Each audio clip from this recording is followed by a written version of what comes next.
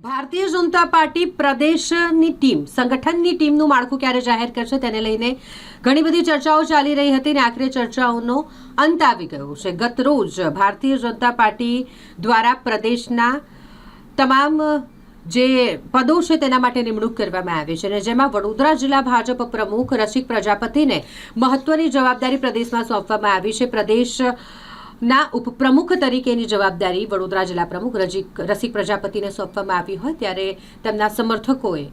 ખુશી વ્યક્ત કરી અને તેમને શુભકામનાઓ પાઠવી। જિલ્લા ભાજપ પ્રમુખ રસિક પ્રજાપતિએ લાંબી સિક્સર મારી તેમને ગુજરાત પ્રદેશમાં ઉપપ્રમુખ તરીકે નામ જાહેર થયું અને આ પ્રમોશનની ખબર મળતા જ વડોદરા જિલ્લા ભાજપ કાર્યાલય ખાતે કાર્યકર્તાઓ અને નેતાઓ મોટી સંખ્યામાં ઉમટી પડ્યા। કાર્યકર્તાઓ હાર અને બુકે આપી રસિક પ્રજાપતિને શુભકામનાઓ પાઠવી। સાથે જ ભાજપના વરિષ્ઠ નેતાઓ, હોદ્દેદારો, વિવિધ મોરચાના પ્રતિનિધિઓએ પણ તેમને શુભકામનાઓ પાઠવી। કાર્યાલય ખાતે ઉત્સાહભર્યો માહોલ જોવા મળ્યો અને પ્રમોશનને લઈને કાર્યકર્તાઓમાં ખુશીની લહેર દોડી ગઈ છે।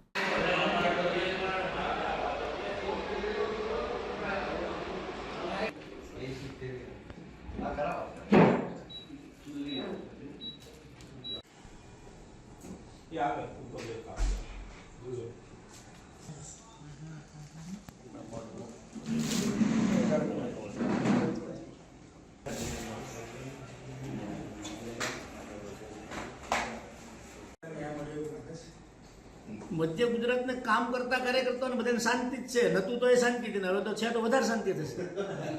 ભારતીય જનતા પાર્ટીના કાર્યકર્તાને જે પણ જવાબદારી મળે એને સંપૂર્ણ રીતે એ સૌ કાર્યકર્તાને સાથે લઈ એ જિલ્લાની જવાબદારી હોય કે પ્રદેશની હોય કે મંડળની હોય, ભારતીય જનતા પાર્ટીનો કાર્યકર્તા જે પણ જવાબદારી આપે એને સુપેરી રીતે કાર્યકર્તા સાથે રહી અને દરેક કાર્યક્રમો કરતા હોય છે। મિત્રો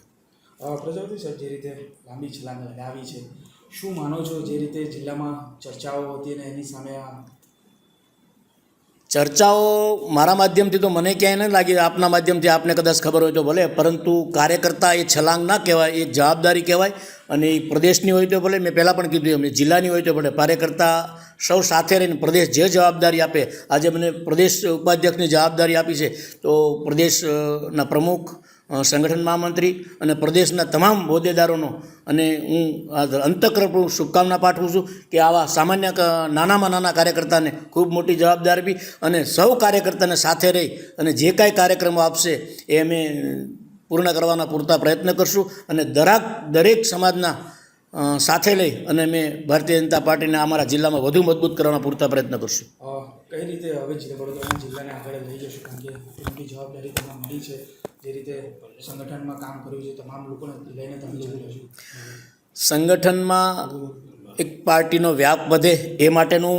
બૂથ સુધી કામ કરવાનું હોય છે। એ બૂથનો પ્રમુખ હોય તો ભલે, જિલ્લાનો પ્રમુખ હોય તો ભલે, અથવા પ્રદેશનો હોદ્દેદાર હોય તો જે પાર્ટી કાર્યક્રમો આપતા હોય, અમારે ભારતીય જનતા પાર્ટીની અંદર કાયમ એ વૃક્ષારોપણ હોય, સ્વચ્છતા અભિયાન હોય, સશક્ત નારી, સશક્ત પરિવાર અથવા જે કાંઈ રાજ્યની અને કેન્દ્રની યોજનાઓ હોય, અમે કાયમ માટે મંડળ લેવલ સુધી કામ કરતા હોય કે અમારા નાના નાના સમાજને એ જુદી જુદી યોજનાઓ એ બૂથ સુધી પહોંચે, મંડળ સુધી પહોંચે, એમને ખૂબ કેન્દ્ર સરકારની અને રાજ્ય સરકારની જે સહાયો મળતી એને મળી રહે એ માટે અમારો ચૂંટાયેલો પ્રતિનિધિ હોય કે સંગઠનનો હોદ્દેદાર હોય, તમામ નીચે સુધી અમે કામ કરતા હોઈએ છીએ। મિત્રો